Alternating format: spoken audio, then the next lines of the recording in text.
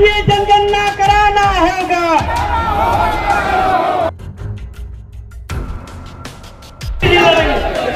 इंकलाब जिंदाबाद।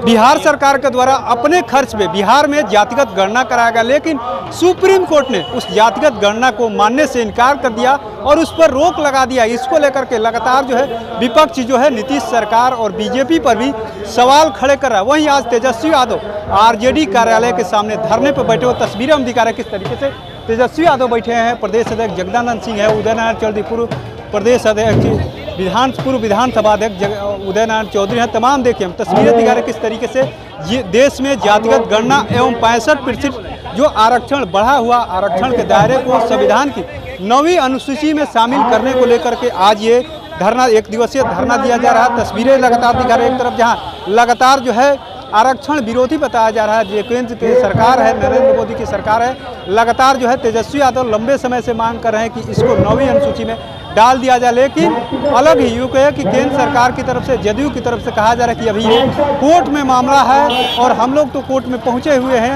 और इसको यानी जो 65% आरक्षण जो पूरा का पूरा आरक्षण जो है 65% जो आरक्षण बढ़ाया गया था 50 से लेकर के 65% का आरक्षण को दायरा बढ़ाया गया था, लेकिन उसको सुप्रीम कोर्ट ने मानने से इनकार कर दिया। इसके बाद से लगातार जो है पूरे देश में मांग उठने लगी है जातिगत गणना को लेकर। एक तरफ जहाँ चिराग पासवान भी राहुल गांधी के समर्थन में उतर गए हैं, आरक्षण को लेकर के लगातार मांग उठने लगे। अखिलेश यादव तो लंबे समय से मांग कर ही रहे हैं कि पूरे देश में जातिगत गणना होना चाहिए।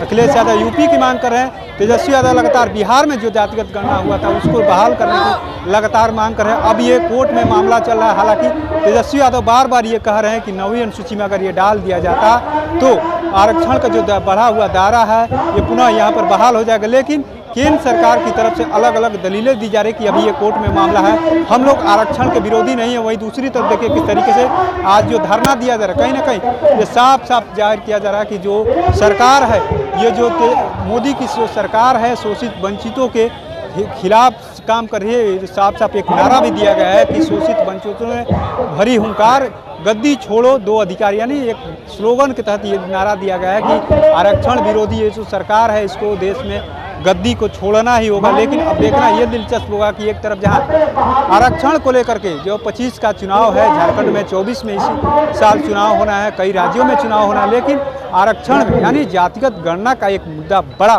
बवाल पैदा किया हो कि पूरे देश में अब मांग उठने की, जब से राहुल गांधी ने इसकी मांग कर दिया है कि पूरे देश में जातिगत गणना होना चाहिए। उसके बाद से चिराग पासवान ने समर्थन कर दिया। तो कहीं ना कहीं कहते एनडीए में भी जातिगत गणना को लेकर के हलचल है। लगातार एनडीए के कई सहयोगी, खुद नीतीश कुमार ने बिहार में जातिगत गणना कराया है, अब वो एनडीए के साथ है। अब एनडीए के कई नेता जो है, कई पार्टनर जो कहे कि एनडीए में शामिल होते हुए भी जातिगत गणना की मांग करें, तो कहीं ना कहीं पूरा जो देश का मुद्दा जो बड़ा मुद्दा जो कहे तो जातिगत गणना जो है पूरे देश में एक बड़ा मुद्दा बना हुआ। देखना ये दिलचस्प होगा कि आखिर में केंद्र सरकार इससे कैसे बचती है। एक तरफ यहाँ चुनाव है, दूसरी तरफ जातिगत गणना का मामला है, तो कहीं ना कहीं केंद्र सरकार के गले की फांस बनता हुआ नजर आ रहा है। देखना ये होगा। हालांकि ये सुप्रीम कोर्ट में मामला है अब, लेकिन मोदी सरकार इसको लेकर के आगे क्या करती है ये भी देखना दिलचस्प होगा। लेकिन कहीं ना कहीं नीतीश कुमार की बात करें तो नीतीश कुमार इंडिया गठबंधन में थे तो जातिगत गणना कराया गया, अब एनडीए में है तो नीतीश कुमार का क्या इसको लेकर के स्टैंड होता है ये भी देखना दिलचस्प होगा। तो ऐसे ही तमाम अपडेट से जुड़े रहने के लिए इनसाइडर लाइव देखते हैं।